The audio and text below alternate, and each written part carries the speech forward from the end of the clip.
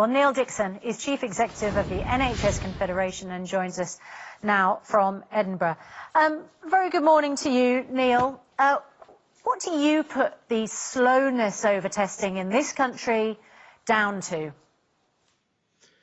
Well, I think they have definitely had some difficulties in terms of trying to get these testing up, and that's obvious. And it's slower, I think, than many of us thought it would do. I'm not denying that there aren't real logistical issues about doing this. It's not simple. They're new tests. They obviously want to make sure that the test here is reliable. People have said a bad test is worse than no test, as it were. But I think the concentration on staff is very important, and it's not really even staff, it's actually the family members of staff, because I think the thing people sometimes forget is that if you haven't got symptoms, probably the test will show up negative even if you've got it in the very early stages. So the key point for releasing those members of staff that can't come back is the ability to test their family member who may have it.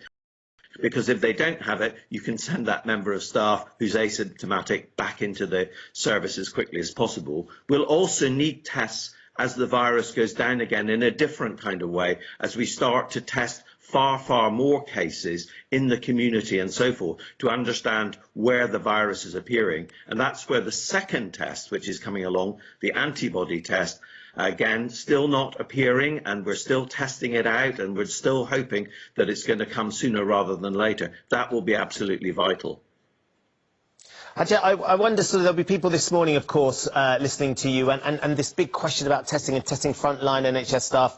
I've got friends of mine. One is a consultant anaesthesiologist. His wife is a GP. Their son was showing some signs at the start of last week. Very quickly he got over it, and they probably realised that he didn't have it, but they are still at home. There's an extraordinary frustration from NHS staff that can't get back to work at the moment when they see their colleagues and their friends on the front line, because they are desperate to go and do their job. Are you feeling that as well? Are you getting that from your colleagues?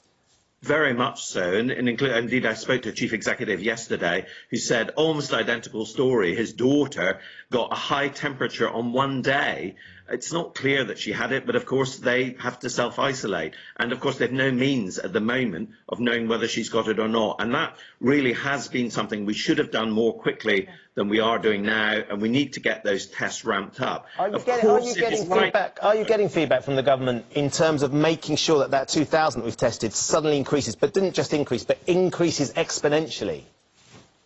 Yes, there are still logistical problems that they have in doing this, in trying to get the chemicals right, somebody described it to me as the machines. We've got lots of machines, but it is like coffee machines. The pod has to be the right one that you put in. It's a cassette that you put into the machine, and that's got to be the right one.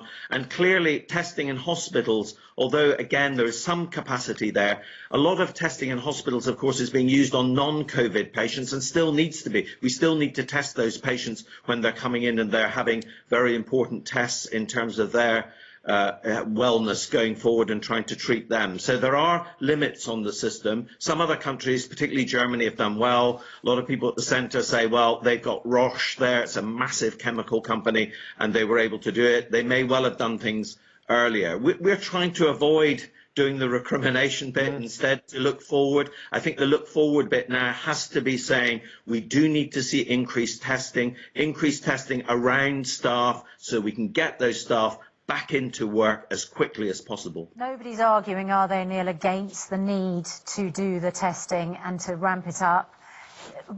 Everyone's just scratching their head about why we weren't better prepared and we didn't get this done earlier. The other thing that NHS staff are saying is, where is the protective equipment? There's too many staff still who feel they don't have the right equipment on the front line to deal with the virus.